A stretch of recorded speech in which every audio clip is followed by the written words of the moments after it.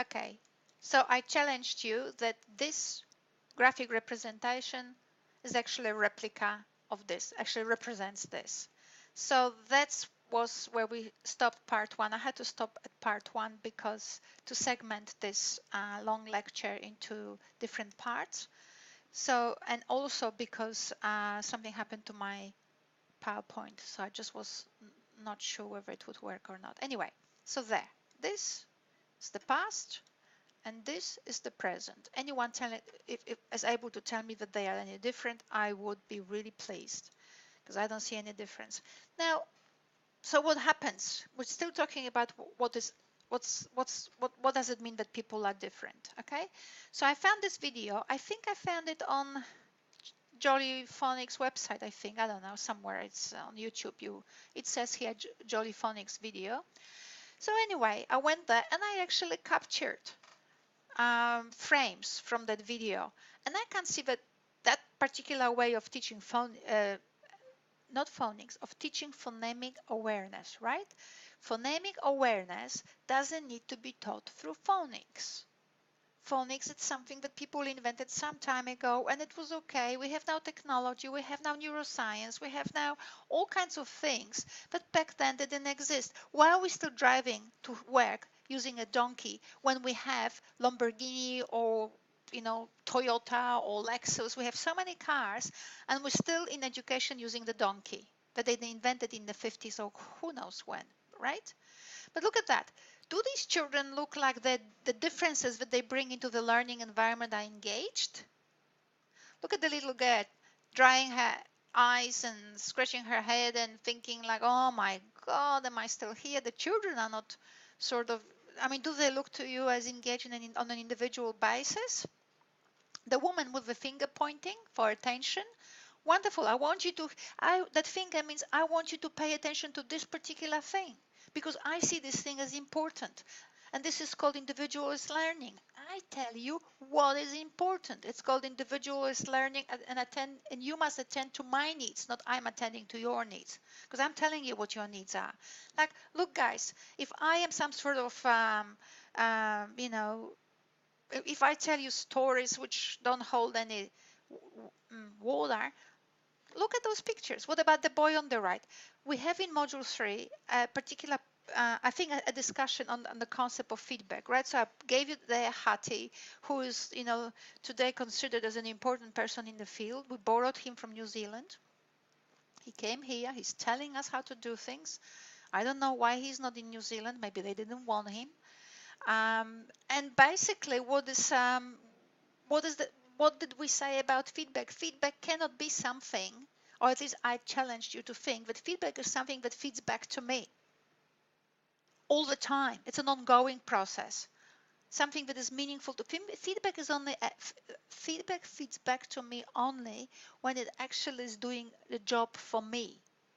But because you are a teacher and you don't know what works for me, how can you tell me what I need to hear or do to be good for me? And you say, Anya, you're just killing the concept of teaching. I am killing the concept of teaching, but I'm not killing the concept of facilitating learning. They're two different things. But because education is so entrenched in the old way of thinking, we give a child feedback on their work, and what do we hope? I will give you feedback on your assignment. You tell me how many of you will internalize it. Maybe 1% of it, maybe nothing of it. Maybe you will not even understand, and you will be right not to understand it. That's why we have these podcasts and collaborate session, because the feedback on the assignment might or might not do anything to you. It's just one other way for you to dialogically engage in your own thinking. Look at another perspective, all right? It's not like my feedback is now going to make you just an amazing person. Right, so I just picked up those things from YouTube, and there you go. This looks really engaging, really individual oriented and so on, right? Would you say?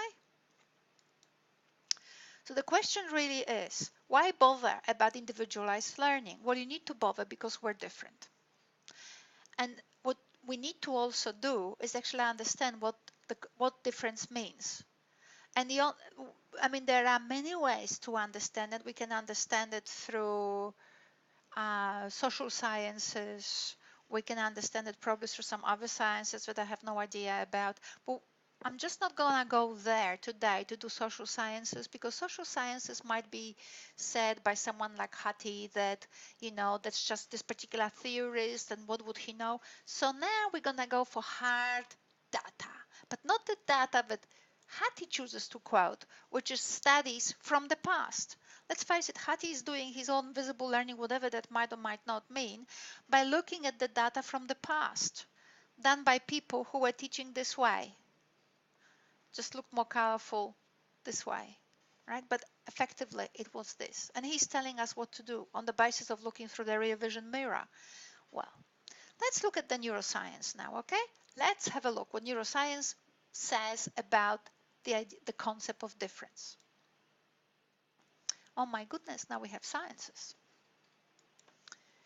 You might read this slide to yourself or to yourselves. The thing on the right, this thing here, is how your vision is organized, right? So you don't see your mother, you don't see your husband, you don't even see this PowerPoint, right?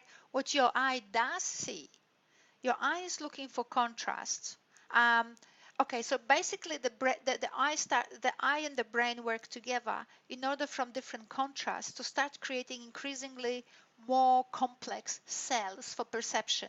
So you contrast lines, then you contrast lines with colors, then you create from all of these, from all that information, your eye starts building outlines of things, then develops different features, then develops maybe even cells for particular aspects of people's faces, for types of people's faces, for familiarity, and then obviously each of us has, for different people, we have what they call a mother cell for your mother-in-law, for your husband, for your daughter, for whatever. We have mother cells.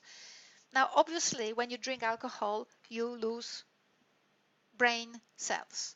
So how come that you don't lose? People say in neuroscience, they say, if you have a mother cell for someone's face, why don't you lose that cell when you drink alcohol and don't recognize next day your mother-in-law, right? That would be fun. But the brain doesn't work like this. That mother cell, that for a particular person, as you can see, goes all the way up, right? So it's got so many complexities because it's so connected to other cells that it can actually recreate the mother cell. It actually is so ingrained in your brain and so integrated with other aspects of your of the connections that give meaning in your brain to experiences, that even if you lost one cell, it wouldn't matter because they all work together and either integrate, or that mother cell is so spread through that you wouldn't even know that you lost that one because all other ones will still enable you to recreate your mother. But the point really is that we don't see objects. And the reason why I need to say it to you is that we don't see or hear, or what else do we do, or smell, or what other senses we have. I mean, I will tell you that language is a sense too, because it allows us to calibrate ourselves in the world, right? You say to someone hello, and they say hello back. What's your calibration conclusion? Okay, she likes me. She's acknowledging me. If someone doesn't say hello, you said hello to calibrate yourself socially.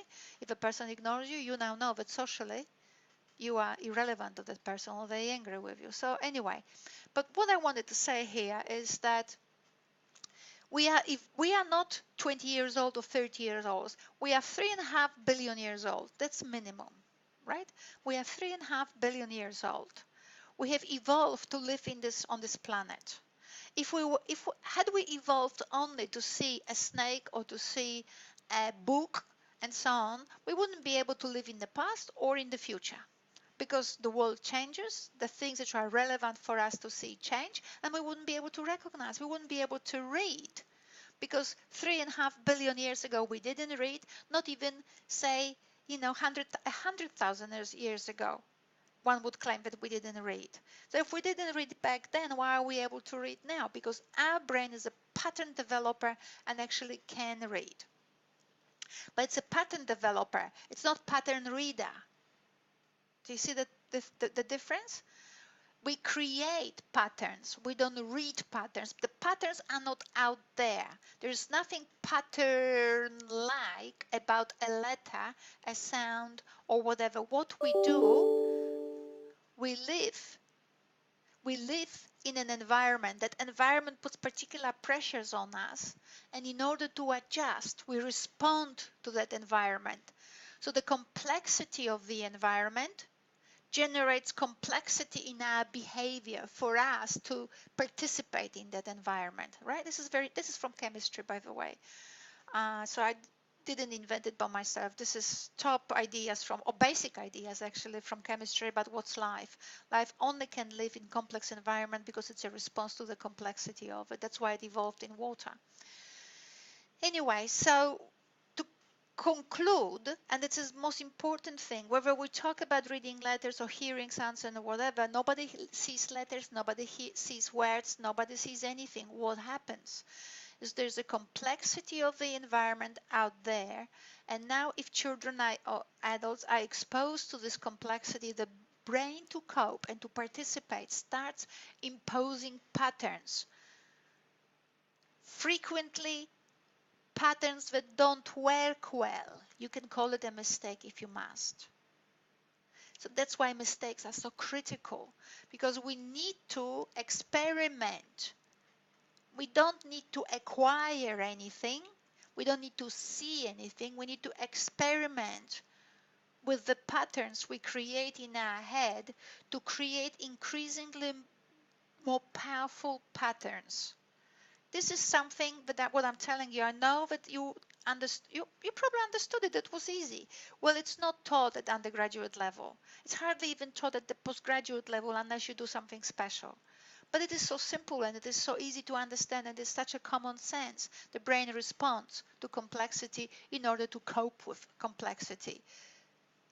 Right? And the complexity of today is not the same as complexity of the past. So your brain, if it wasn't as flexible as it is, could never be able to do complex things today, because it is doomed forever to do one thing only. And that's not evolution. That's just rigid structure.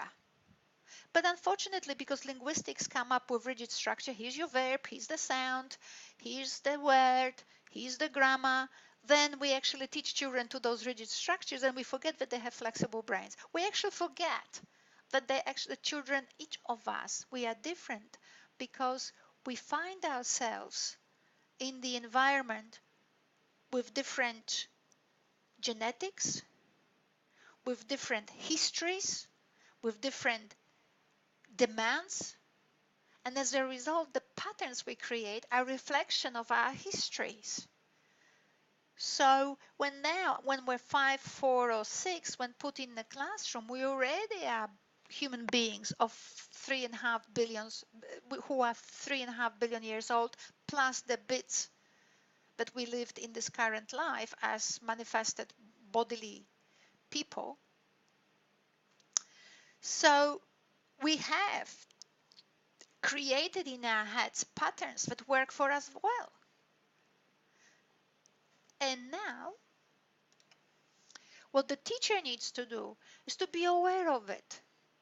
So really, it doesn't matter whether I'll teach you ways of working with that difference. It doesn't really matter to me personally whether you will engage in my unit enough to learn how to work with this idea of difference.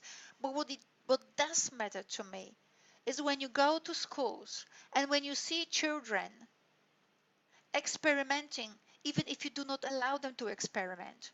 I want you to see that the reason why they produce patterns which are not the ones you want to hear or see is not because they're dumb, it's because they are experimenting. And when you don't see their attempts to respond to you or to your request, experiment, then you have a problem. And obviously as a result, a student. But if you can appreciate that every time they respond differently than your expectation is, it is because they are experimenting with their own senses. Then if you can see it, it's very important. You do not get exasperated. You might even go somewhere and ask for mentoring way of research to actually help you to deal with this difference. Now, this research in neuroscience is very important. What it actually does say to you that when you actually do not appreciate that children bring their genetical and their experiential differences into the classroom, that happens then, you create children with a loser mentality. Why? Not only because you prove to them that they just can't get you, but another thing happens. They did the research on fruit fly. I mean, honestly, how primitive can you go, right? They didn't go to pigs, they didn't go to rabbits, they actually picked such a simple creature as a fruit fly, which has, I don't even know whether it has a brain, right? But it's so small. And what they did, they put them in a situation of fighting. And what they found out, that if the fruit fly lost one game or one war, right, one battle, that fruit fly instantly developed what's called a loser mentality and didn't want to fight. Just never wanted to fight again, or knew they will lose. They could never actually, fight for females and all of that, whatever the fruit flies fight for.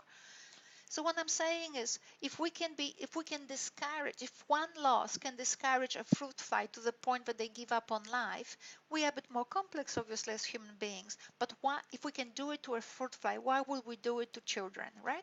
We want a methodology of reading, of supporting students in reading, but actually is based on achievement and success. It's not based on correcting failures. See the difference? I want you to actually somehow enthusiastically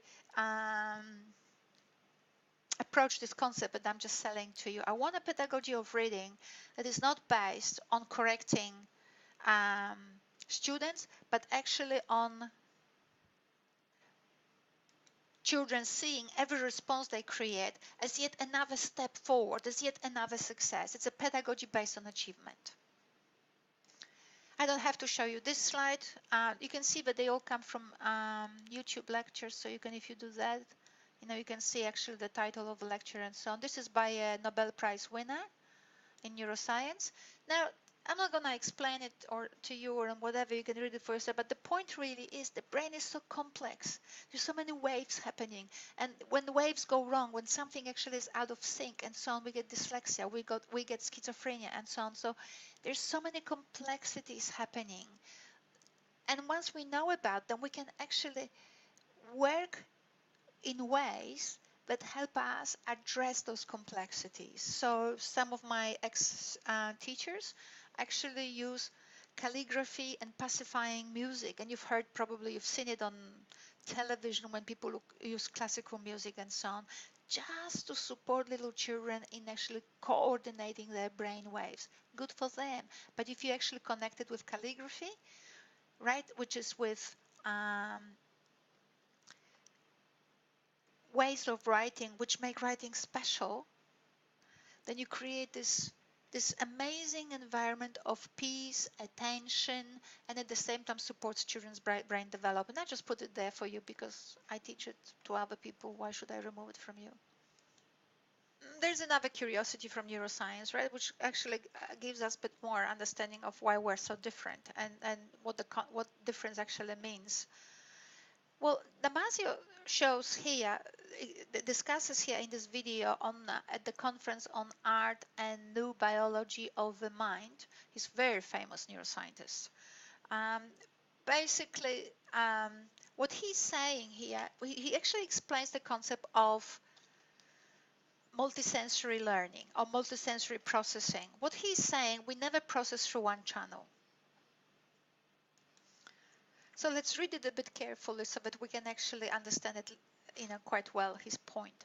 What he's saying here is, when you hear something, like if I say mother, right?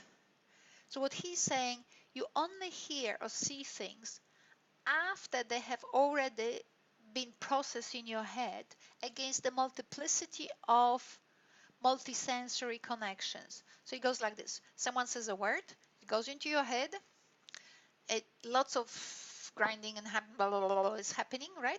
Then the information goes back into your ear, and you hear mother. You just said mother. Well, you were never aware that before you heard mother, all of that went into your head, turned around, twisted itself 10 times, Went back to your ear, right? It is amazing, because what happens, even if you hear something, even if something appears to be in one modality, it never is. Right? That's why research shows that when children actually read without reading aloud, just read through their eyes, just silently, what also happens, their speech organs in the brain are activated. We never read silently. That's why there's this whole science on reading, scanning, and skimming. I don't even go there. I know people will tell you just do that. Well, no, not no. It's a skill that it's not necessarily that appropriate, I think, at all in any year of maybe really in the last 2 years of high school, but I don't even know that, because you have to have expertise in a particular field. So, but when you browse quickly through a text, you have enough expertise to know what these people are saying, and sometimes you can be wrong. So just don't listen to everything you hear, and if you do, just explore it. Don't take it all at face value. So basically the point is what he's saying, every processing is multisensory. And because it engages all your senses, therefore it engages your history. Therefore, you never process what someone said, you only process what you think they said. And because you process that, it means that you don't match it with some word sitting in your head. What you do, you try the processing. We could call the term processing, we could replace it with problem solving. Every time something happens in your environment, you solve the problem. What did I just see? What did I just hear? What did I just see? What did I just hear? Right? So it's not like we comprehend, we always problem solve. So then you will hear either from me or from some other lecturers, or one day in the future you'll hear about dense text and familiar text, because familiar text go like this. If you're relatively old and someone says once upon a time, tick, problem solved. I know what that means. It means like someone wants to actually engage me in a mysterious way, in a little fairy tale, tick. I understood that. What's next, right? So you continuously, when you engage in someone in a context of comprehension, what you do, you engage in problem solving. Yeah, I know where it comes from. Yeah, I know what it is. I know what's meaning of it. I know what this is intended to do to me, right? And when you don't know, you have a problem. And how do you solve it as a teacher? When your child hears, that's what people say, children comprehend words, but they don't comprehend the message. So what do? You explain the words, you explain the meaning. Didn't give them anything.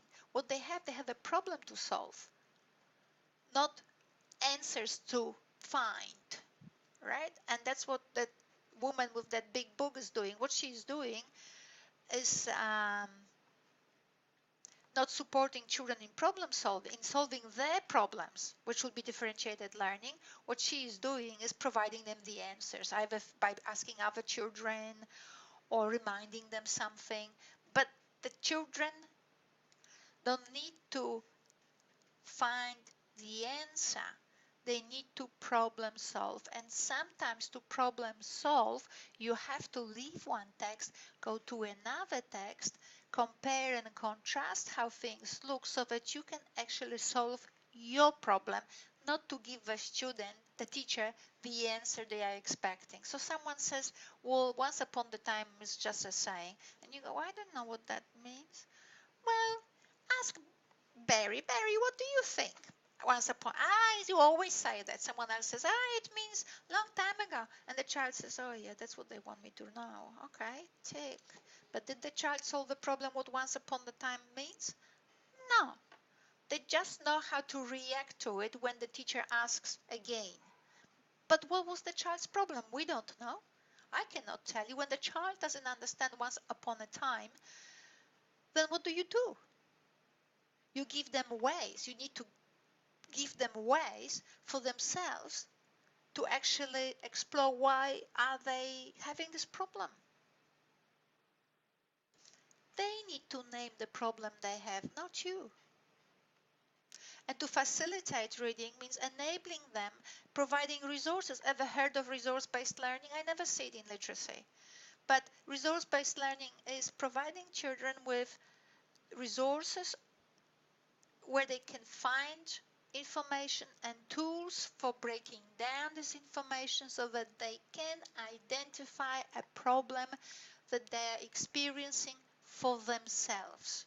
And in that way, we support individualized or differentiated learning as a problem-solving task and multisensory task. And I draw it this understanding from neuroscience, from people who did fabulous research. I mean, Hasabi and Maguire, you see, it's 2009, and blah, blah, is just another reference. These are the people who did the magnificent research on memory, on London taxi drivers, who found out how your memory and how your different organs for memory actually change in order to for you to actually navigate yourself in the environment. They are fantastic people. They did research on what is it called when people can't remember things? Yeah, helpfully, I just forgot it. On amnesia. They found out that people with amnesia have excellent memory to lists. They can remember lists like nobody else. They just can't create from a list a story. So if you put in front of a person with amnesia a cup of coffee, a croissant, and a beautiful table with a white cloth, they will not make a breakfast out of it. They will just see a cup, a croissant, and a table. That's it. Right? So people with amnesia can't create connections, but they remember the lists. What do we do in school? We teach people lists of words. I mean, you know, when you read those textbooks, that's why I don't actually make them so pronounced in a unit, because what they are saying, put on the wall word lists. And I'm thinking the last thing you want to do is to put word lists. So this is just all about difference, right? I need you to understand the concept of difference, how much is actually involved in the concept of difference, so that when you see those stations that are apparently good for differentiated learning, you think of these things a little bit more critically. So here in this lecture, how language evolves, blah, blah, blah, you can check it for yourselves. So what we have here, what these people are saying to you, and it's been known for decades, right? But basically what they also say, just like your eye doesn't see the face, but actually sees different, creates a self for face from thousands and thousands different experiences that enabled to create different structures of cells for different things and so on. So the same comes with sounds. Sounds actually don't exist, right? They don't. And we teach sounds, and we have this phonics, you know, you have to understand C-A-R-T-A for carta, all of that, right? K-R-T-A or carta, whatever they do it in phonics. But what science have been saying for at least the last 60 years that I know of, and maybe even earlier, but I know of 60 years, they've been saying the fundamental units of phonological representation in your head are not phonemes. So you don't have K phoneme, A phoneme, R phoneme. What you do have is features, which is exactly what was happening to vision, right? We had features. We have cells that actually are designed to bring in from different types of information from outside, and then the brain imposes patterns that works for the brain,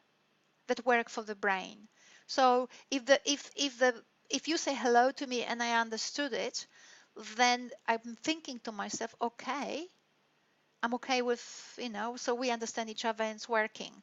That's one reason why we have accents. It's because I got enough of positive feedback from my English interlocutors. Interlocutor means a person who interacts with me, that is fossilized, right? And I continue having accent. But I have an accent because I also was sensitized when I was younger to different patterns. So now someone will have to break those patterns or give me tools and resources, expose me to resources and expose me to tools that will allow me to break those patterns and reorganize them and create more efficient patterns. But because I was too lazy to actually do it myself, because I had other problems in my life which were bigger than that, like writing a PhD and so on, and because they're not readily available. I would have to invent them or so on. So what happened was I only applied a few of them in order to get relative comprehensibility on the part of my English interlocutors. But it was good enough, right? So it was good enough, so I did that. But this is what we have here. Again, the message is, why are we teaching phonemes through phonics when phonemes actually are not the fundamental units of phonological representation? We have features. So wouldn't it be nicer to give children access to tools that will enable children to actually play with those features, to have a richer literacy environment so that they can construct phonemes by playing with features, as opposed to being told this is this, this is this, this is this. Now they don't perceive this as this, so they're in trouble because their brain is not seeing what you think or not hearing what you think they should be hearing. You hear phonemes because you are 30, 40, you forgot how you were when you were younger. You don't know how the brain works. You don't know the problems the brain experiences.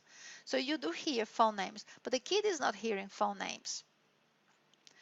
The kid is working with patterns that are available to them. This gets actually more exaggerated when we're working with children like indigenous children or children from different language backgrounds, because we train them to phonemes that don't exist. What we should do, whether we're working with English children or English speaking children or any other children, what we should be doing is provide rich environment that allows children to play with features, play, again the word, play with features, so that they can actually construct the phonemes for themselves in their own head and then produce forms of reading that we identify as correct. But how they got there would be through play and through play with features, not by these behavioristic exercises that have no evidence in science. Absolutely, there's no evidence in science for those behavioristic exercises. We can tell ourselves that we have evidence. Yeah, we can tell ourselves anything. We can create stories of whatever kind. But if we want to teach reading, and if we want to do it in an evidence-based way, then we cannot work with phonemes, but we must work with features, because it is the features that enable children, that are the tools from which children construct patterns, not phonemes. Because had it been phonemes, you couldn't learn Chinese, Greek, Asian, any language, Asian from Asia or whatever, right? But we have flexibility. We have flexibility because our ear works with constructs, or our head constructs patterns from features, not because I have genetics that predispose me to learn only Polish phonemes, or someone has genetics that predisposes them to only learn German phonemes, right? This is a lovely slide. I have no time to actually get into it, but if you can still see it, and I'll just basically expose you to the slide to that little picture on the right. The rest is just amazing stuff, but I just don't have time for it. Basically, what Ramachandran, who's another amazing professor in neuroscience, what he's saying, perception is not just problem solving, it's a series of aha moments, all right? So you go, I just don't know whether I can actually, when I record the screen, sometimes I can't manipulate information. Okay, information. So look at this. It's a series of aha moments. Aha, aha, aha, aha. So that's what you do. So he's using lion in the jungle, right? So because considering that part of our history is like we come from a jungle. There were animals there. So when there are lion fragments around, what he's saying, first you do partial grouping, you go, then you do bigger grouping, then you do segmentation, like that could be a tail, that could be a head, then you partial recognition, I think it is, recognition, this is a lion, and then limbic activation. Oh my God, I'm out of here, right? So what he is saying, there's this series of recognition steps, and that's what he calls that. And this is the way he wants to actually make us understand that perception is problem solving. It's not matching. And this is the point of the whole video, part 1 and part 2. Perception is not matching. Therefore, you cannot show the word and say, what does it mean? Now, remember how I told you about the fruit fly? This is very important, and you will learn, and this is a video of it. So basically, this evidence from neuroscience, I wanted you to say that the fruit fly, just like a human being, what it does have, I'm not sure if you can say, this says amygdala, and what it does, it is a system which actually works with your emotion chemicals and so on. But what this video actually shows, that the amygdala is connected through the left and through the right brain, through the left and right brain hemispheres, to your frontal cortex, and through little sort of circles that go like this. The point really is that we are emotions, and you will get it throughout these seminars with me in module 4 all the time. We are emotions, and that's very important. Amygdala controls are not controls, but actually it's a emotional center for us, and everything is interpreted through emotions. That's probably also why fruit fly is so emotional and just gives up on fighting, because those systems are ancient. They might have evolved millions of years ago. No, they probably did. Might have been even 1 billion years ago. So this thing on the right here, there's a, I don't know whether I can make it visible. There's a lecture, I think by Damasio, again. And what he's showing here, how the processing happens, and this is all important because this particular lecture on difference sets up an intellectual context or evidence-based context to everything I'll be doing in this module. And what it says here, that when you perceive, it's first your limbic system, yes, no, good, bad, right? Run, stay, all of those emotions. And then it goes to memory, and it goes to recalling facts and reasoning and all of that. But everything continuously moves through your emotions. Emotions are fundamental to our processing. So another argument for us being different, everyone actually sitting in our histories. So this is the paper that was actually published in The Guardian. I'm sure this was published somewhere else, but it was actually circulated through Facebook, through Guardian link. And basically what they were reporting on was the research on how words or meaning of words is distributed in our heads. So, like we say, cow means this means this. This is just, again, 500 years old way of teaching. Every meaning has a meaning because things are meaningful to us because they are distributed throughout our brain, and our meaning is constructed by associations with other things, right? So, and I'm again stressing this because if we want to teach reading comprehensions, we can't teach them reading. This means this. Okay, the lion and the mouse. What is the lion? This is the lion. What is the mouse? This is the mouse. Just can't teach it. What we need to find are ways where comprehension is approached, reading comprehension is approached as an exploratory process enabling children or students to build broad and deep associations. Otherwise, if you understand this is what Marvin Minsky, the world's greatest, one of the greatest cognitive scientists, he just died. He worked in artificial intelligence, and he said, if you understood a thing in one way, you never understood it at all.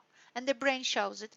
If there is no dot, there are patterns and associations, networks of meaning, not meaning. And it's very important. I can't stress it enough why I'm actually spending so much time on all of that.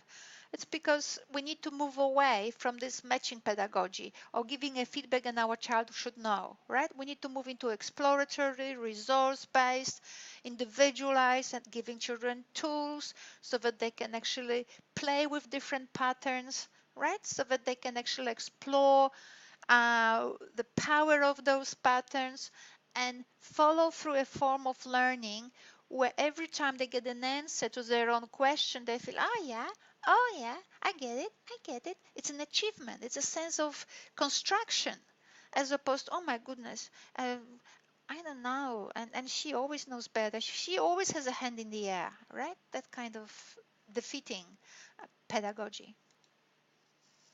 So there I summarize things.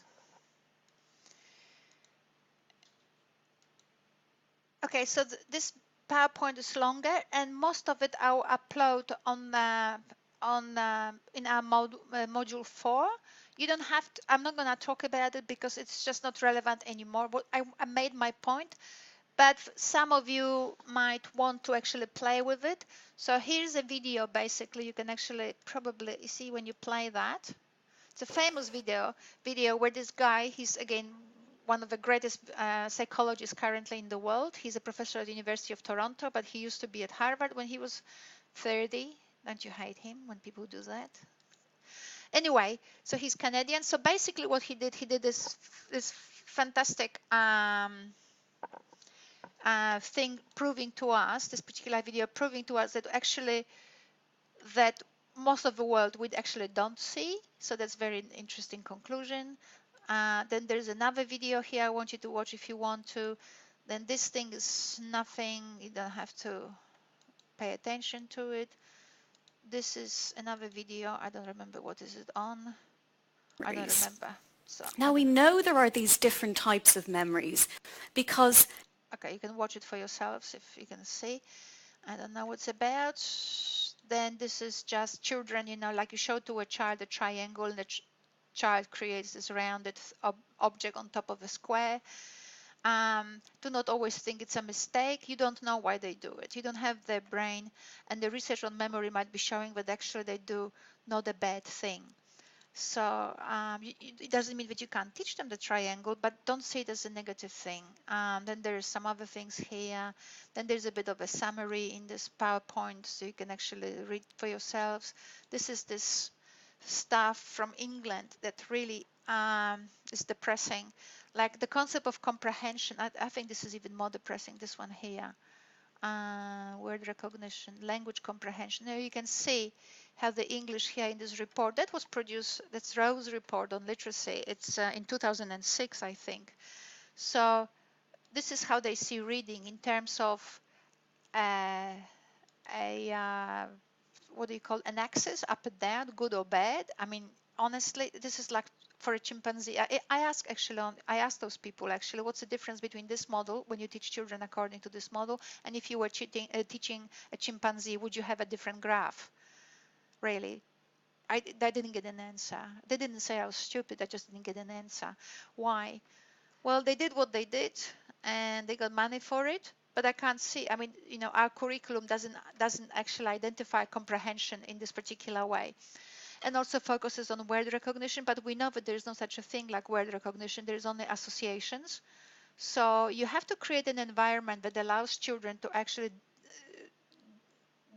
draw on those associations and produce forms of comprehensions which are about problem solving, not about reproducing what the teacher requires. So these are simplistic things. Anyway, you can look into those. So there. So that's the whole PowerPoint. And I will upload it on, well, by the time you get it, it will be already on the in the module 4. So that's what I wanted to say for today. Just wanted you to see how necessary it is to appreciate the concept of comprehension of difference, and how rooted it is in our biology, and how much as a result it actually affects the way we actually interact with the world. And when we in classroom actually reduce the concept of difference into producing six different stations for children to work with the same task or with different tasks, and hopefully this task will actually do something for them, that's actually not necessarily addressing differences. What it is actually giving children 6 different tasks. Addressing difference means enabling a child to work with a particular problem in a way that helps them identify what solutions work for them, what solutions don't work for them, and go through a series of steps in order to actually do so, right? To engage in a constructive play with the patterns which they generate as a response to a problem at hand there. And that's a much different way of looking at pedagogy than looking at pedagogy as what exercises are we going to give them so that they can memorize and respond, so that they can do well on NAPLAN. All right. Mind you, if you do it my way, the way I suggest, which is actually understanding a child, they probably will do much better on NAPLAN. Because what happens, and I didn't have time to show it in here, but what happens is as follows, and this book in 2015 has shown. It goes like this. We teach whatever way we teach reading in classroom. The NAPLAN comes, then we just basically change everything, or not. Most of the time people do, and they just sort of, want to put these things in children's heads. They just whatever, right? So they switch gear and they do all these other things and stretch themselves, and it works or it doesn't work, doesn't matter. Why have two different pedagogies when you can actually do from the beginning nicely and work constructively? You don't have to switch gears.